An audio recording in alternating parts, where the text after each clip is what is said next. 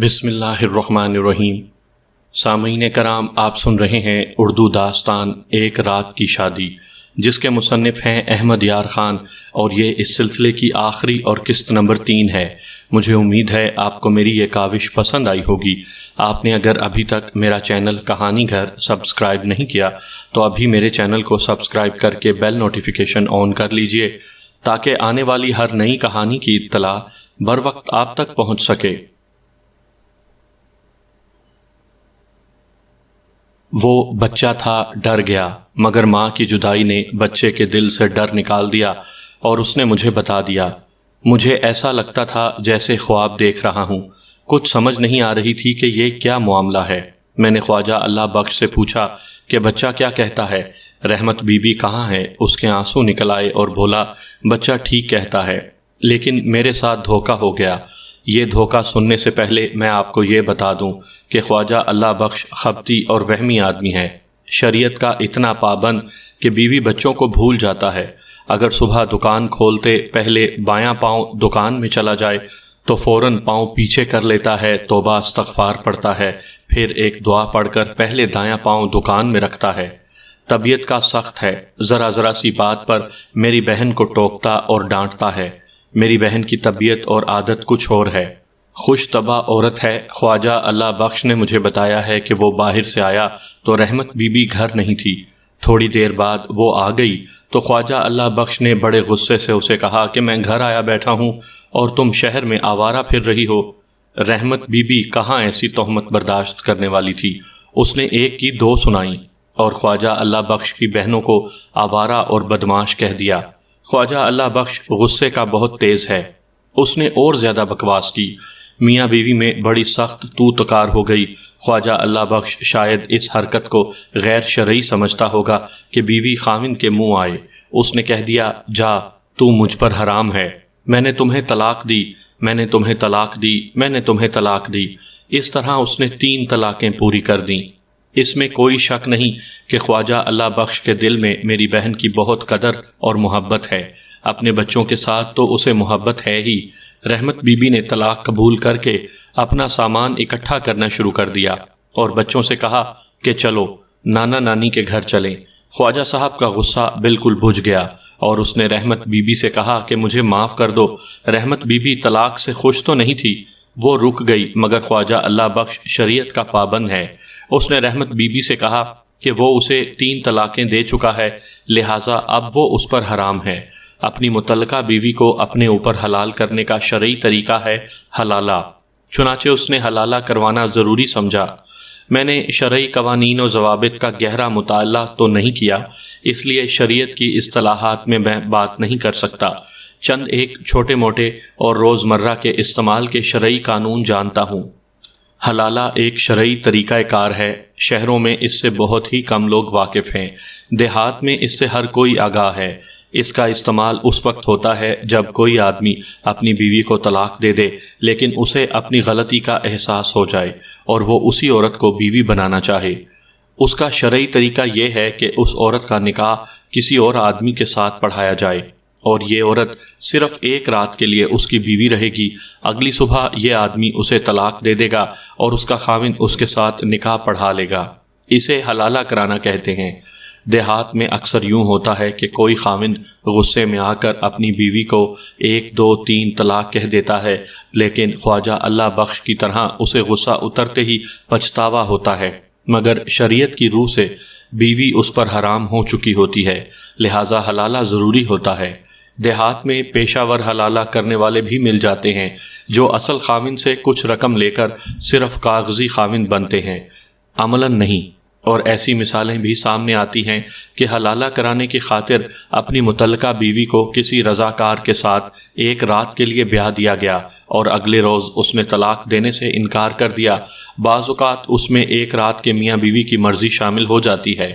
بیوی کہہ دیتی ہے کہ وہ اب اسی کی بیوی رہے گی، اس سے بیوی نہیں چھڑائی جا سکتی، کیونکہ نکاح باقاعدہ پڑھایا جاتا ہے اور نکاح کی کاغذی کارروائی مکمل ہوتی ہے۔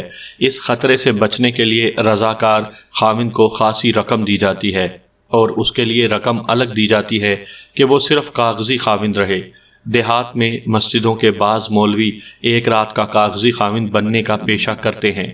خواجہ امین کا بہنوئی خواجہ اللہ بخش بڑی سختی سے شریعت پرست تھا، اور اسی سختی سے اس نے بیوی اپنے اوپر حرام قرار دے دی، اور اسی شدت سے اس نے محسوس کیا کہ وہ اس بیوی یعنی رحمت بی بی کے بغیر نہیں رہ سکتا۔ خواجہ امین نے اپنے بیان میں کہا کہ خواجہ اللہ بخش نے اسے بتایا کہ اس نے حلالہ کے لیے کسی موزوں اور قابل اعتماد آدمی کی تلاش شروع کر دی۔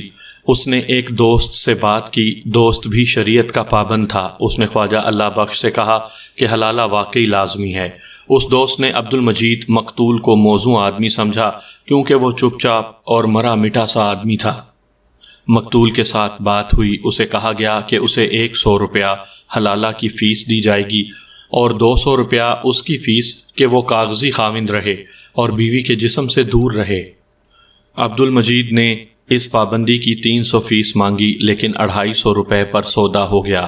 ان دنوں 350 روپیہ بہت بڑی رقم ہوا کرتی تھی۔ آپ کو یاد ہوگا کہ مقتول کی جیب سے 350 روپیہ برآمد ہوا تھا۔ اس نے 350 روپیہ وصول کیا تھا۔ اسے اگلی صبح روشنی سے پہلے رحمت بی بی کو طلاق دے کر خواجہ اللہ بخش کے گھر بھیج دینا تھا۔ خواجہ اللہ بخش نے خواجہ امین کو بتایا کہ نکاح خواں کی ضرورت تھی۔ مولوی عبد المجید نے کہا چونکہ وہ خود نکاح پڑھا سکتا ہے، اس لیے کسی اور نکاح خواں کی ضرورت نہیں۔ خواجہ اللہ بخش نے یہ اس لیے تسلیم کر لیا کہ نکاح در پردہ پڑھنا تھا اور ساری کارروائی خفیہ رکھنی تھی۔ چنانچہ 2 گواہ جو خواجہ اللہ بخش کے دوست اور ہم خیال تھے، شام کے بعد خواجہ کے گھر بلائے گئے۔ رحمت بی بی کو بیٹھک میں بٹھا دیا گیا اور اسے شریعت کا حکم سمجھا کر نکاح پڑھا دیا گیا۔ رحمت بی بی کی مولوی عبد المجید کے ساتھ رخصتی بھی لازمی تھی، چنانچہ مولوی عبد المجید رحمت بی بی کو ساتھ لے گیا۔ صبح کی اذان کے وقت خواجہ اللہ بخش عبد المجید کے گھر اپنی بیوی کو اس سے طلاق دلوانے اور واپس لانے گیا تو وہاں تالا لگا ہوا تھا۔ اس کے بعد نہ عبد المجید نظر آیا اور نہ ہی رحمت بی بی۔ خواجہ اللہ بخش کے لیے بڑی اذیت ناک مشکل پیدا ہو گئی۔ وہ پولیس کو رپورٹ دینے سے ڈرتا تھا۔ رحمت بی بی اب قانونی طور پر عبد المجید کی بیوی تھی۔ گھر میں اسے بچے پریشان کرنے لگے۔ میں نے جب خواجہ اللہ بخش سے یہ واردات سنی تو مجھے آگ لگ گئی۔ خواجہ امین نے بیان دیتے ہوئے کہا شریعت اپنی جگہ ہے، لیکن جناب اب اتنے اونچے گھر کی عورت کو عبد المجید جیسا ایک بھکاری لے جائے، بہت بڑی بے غیرتی ہے۔ خواجہ اللہ بخش رو رہا تھا۔ وہ بہت سیدھا آدمی ہے۔ اس کے ہوش ایسے گم ہوئے کہ اس نے کسی سے یہ بھی نہ پوچھا کہ مولوی عبد المجید کہاں کا رہنے والا تھا تاکہ اس کا تعاقب کیا جاتا۔ وہ 350 روپیہ بھی لے گیا اور عورت بھی لے گیا۔ شریعت کا تو میں بھی پابند ہوں، لیکن میرے تعلقات ہر قسم کے لوگوں کے ساتھ ہیں۔ میں نے عبد المجید کے جاننے والوں سے معلوم کر لیا کہ وہ کہاں کا رہنے والا ہے۔ اس کے گاؤں کا نام تو معلوم نہ ہو سکا، یہ پتہ چل گیا کہ گاؤں کس طرف ہے۔ میں درخت خریدنے کے لیے بہت سے دیہات میں جاتا رہتا ہوں، اس لیے اس علاقے سے پوری واقفیت ہے۔ میں ادھر کو چل پڑا۔ راستے میں ایک نمبردار مل گیا۔ اس سے پوچھا تو اتفاق سے وہ عبد المجید کو جانتا تھا۔ اس نے اس کے رشتہ داروں کے گاؤں کا بتا دیا۔ وہاں میں گیا، عبد المجید مجھے وہاں مل گیا۔ اسے باہر لے جا کر پوچھا کہ اس نے طلاق کیوں نہیں دی۔ اس نے صاف جواب دیا کہ رحمت بی بی اس کی منکوحہ ہے، قانون اور شریعت کے لحاظ سے وہ اس کی بیوی ہے، وہ طلاق نہیں دے گا۔ وہ ٹھیک کہتا تھا۔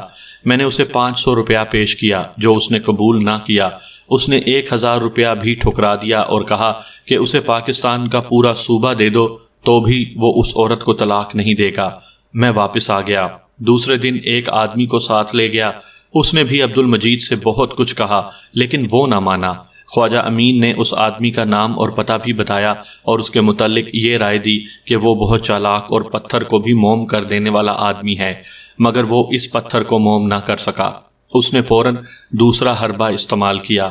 وہ خواجہ امین پر برس پڑا، کہنے لگا میں نے مولوی صاحب کو پہلی بار دیکھا ہے، ان کے ماتھے پر آپ نے ستارہ نہیں دیکھا؟ یہ تو بہت پہنچ والی شخصیت ہے اور آپ لوگ انہیں پریشان کر رہے ہیں۔ کیا آپ خدا کا شکر ادا نہیں کرتے کہ آپ کی بہن کو یہ خاوند مل گیا ہے جو اگلے جہان تمہارے سارے خاندان کو بہشت میں لے جائے گا؟ ان سے معافی مانگو۔ خواجہ صاحب یہ مولوی تو ولی معلوم ہوتے ہیں۔ خواجہ امین نے ہمیں بتایا کہ اس آدمی نے ایسی کمال کی اداکاری کی کہ خواجہ امین سمجھتے ہوئے بھی متاثر ہو گیا۔ اس نے عبد المجید کو آسمان پر چڑھا دیا۔ اس کے آنکھ کے اشارے پر خواجہ امین نے جھک کر مقتول کے پاؤں چھوئے اور ہاتھ جوڑ کر معافی مانگی اور کہا، میں آپ کو اپنا بہنوئی تسلیم کرتا ہوں۔ اس شخص نے، جس کا نام خواجہ امین نے عاشق حسین بتایا تھا، خواجہ امین سے کہا، خواجہ صاحب، اللہ کی دی ہوئی بزرگی اور کرامات مولوی صاحب کے پاس ہے اور دولت آپ کے پاس، آپ انہیں واپس لے چلیں اور کچھ پیسہ خرچ کر کے ان کا گھر آباد کر دیں، ہم انہیں بڑی مسجد کے امامت دلا دیں گے۔ لیکن خواجہ اللہ بخش میرے پیچھے پڑ جائے گا۔ عبد المجید نے کہا، آپ کے پاس نکاح نامہ ہے۔ خواجہ امین نے کہا، رحمت بی بی کا وارث میں ہوں، کوئی آپ کی طرف آنکھ اٹھا کر بھی نہیں دیکھے گا۔ معلوم ہوتا ہے کہ عبد المجید بڑی کمزور شخصیت کا آدمی تھا جو پھونک میں آ گیا۔ بعد میں جب میں اس آدمی سے ملا جس نے اسے رام کیا تھا تو میں مان گیا کہ وہ کسی کا دماغ اپنے قبضے میں لینے کے فن کا ماہر ہے۔ خواجہ امین اور اس کا دوست مقتول کے گھٹنے چھو کر اور یہ وعدہ لے کر آ گئے کہ وہ بیوی کو لے کر شہر میں آ جائے۔ انہوں نے اسے کہا کہ کل یا پرسوں شام 2 آدمی اسے لینے آئیں گے۔ خواجہ امین اور عاشق حسین جب واپس آ رہے تھے تو عاشق نے خواجہ سے کہا کہ یہ شخص طلاق نہیں دے گا اور یہ صورت کسی قیمت پر قابل قبول نہیں کہ اس کی بہن اس اجڑ آدمی کی بیوی بنی رہے۔ اس سے رحمت بی بی کو چھڑانے کا ایک ہی طریقہ ہے کہ یہ زندہ نہ رہے۔ اگر اس سے ہم رحمت بی بی کو چھین کر لے گئے تو خواجہ اللہ بخش اس کے ساتھ شادی نہیں کر سکے گا، کیونکہ یہ شخص اسے طلاق نہیں دے گا۔ اس شخص کا مرنا ضروری ہو گیا ہے۔ قتل کی اسکیم بتاتے ہوئے خواجہ امین ڈر گیا۔ ہماری حوصلہ افزائی سے اور اس وعدے سے کہ ہم اس کے ساتھ معاملہ طے کر لیں گے، اس نے سب کچھ بتا دیا۔ خواجہ امین کا میل ملاقات ہر طرح کے لوگوں کے ساتھ تھا اور اس کے پاس پیسہ بھی تھا۔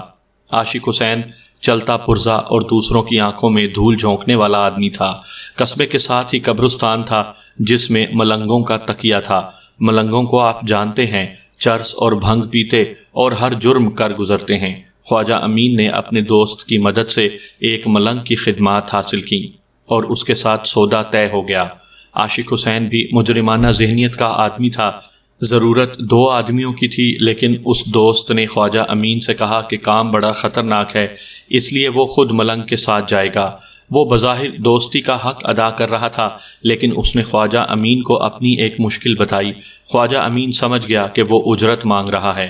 اس نے اس دوست کو 2500 روپیہ نقد دے دیا۔ یہ اس وقت کی بہت زیادہ رقم تھی۔ ملنگ کو 500 روپے پیشگی دیے گئے۔ وہ 2 بار کا سزا یافتہ تھا اور پولیس کے ریکارڈ پر تھا۔ اگلی شام وہ دونوں مقتول کے گاؤں چلے گئے۔ آدھی رات سے کچھ دیر پہلے وہ واپس آ گئے۔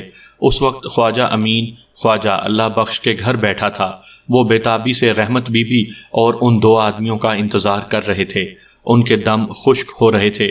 خواجہ امین کے بیان کے مطابق انہیں بالکل توقع نہیں تھی کہ وہ کامیاب لوٹیں گے۔ خواجہ بخش تسبیح ہاتھ میں لیے کوئی ورد وظیفہ کر رہا تھا۔ آخر انتظار ختم ہوا اور سب سے پہلے رحمت بی بی گھر میں داخل ہوئی۔ اس نے پہلی سرگوشی یہ کی، یہ 2 آدمی کون ہیں؟ انہوں نے اسے جان سے مار دیا ہے۔ وہ کانپ رہی تھی۔ اس کے بھائی اور خامن نے اسے تسلی دی اور کہا کہ اس کے سوا کوئی چارہ نہیں تھا۔ عاشق حسین اور ملنگ بیٹھک میں بٹھائے گئے۔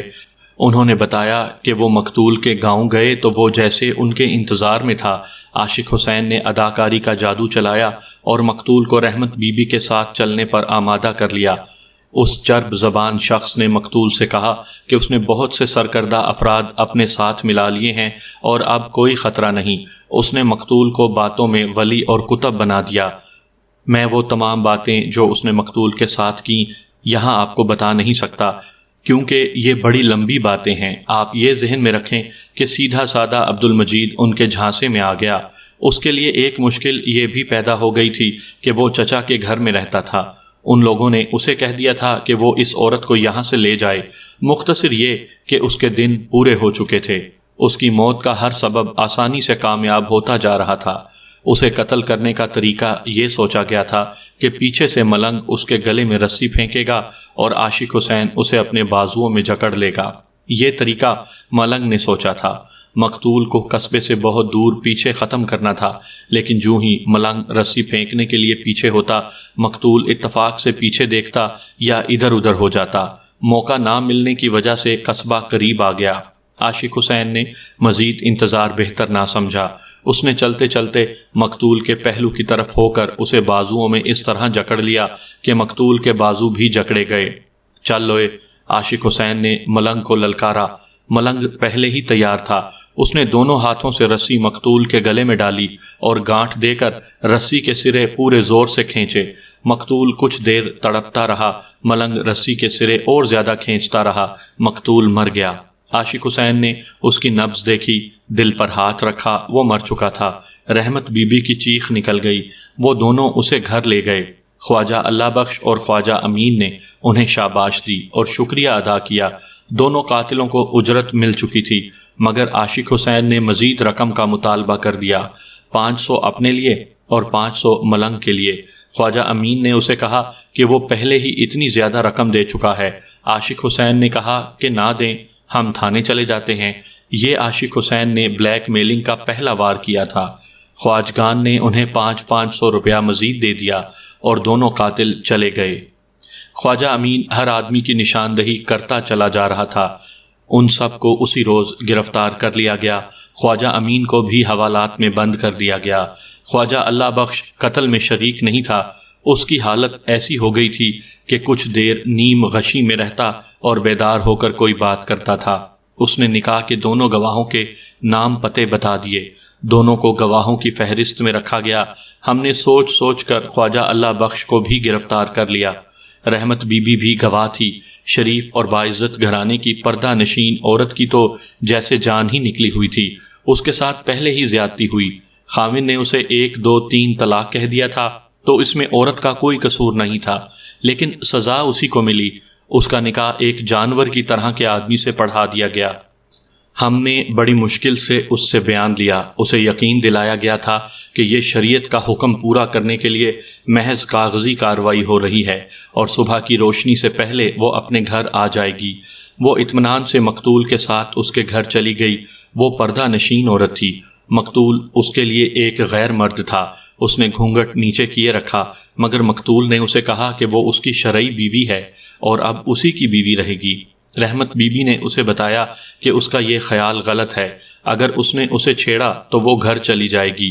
مقتول نے اسے کہا کہ نکاح نامہ اس کے پاس ہے جس پر اس نے انگوٹھا لگایا ہے، وہ اب جہاں بھی چلی جائے گی وہ پولیس اور عدالت کے حکم سے اسے واپس لے آئے گا۔ رحمت بی بی نے اس کی منت سماجت کی، مگر مقتول پر وحشی پن سوار ہو چکا تھا۔ رحمت بی بی نے اپنے آپ کو بچانے کی بہت کوشش کی۔ بستر پر اور فرش پر ہمیں چوڑیوں کے جو اتنے زیادہ ٹکڑے ملے تھے وہ اسی کوشش میں ٹوٹے تھے۔ مقتول نے وہ چاقو نکال لیا جو اس کی لاش سے برآمد ہوا تھا۔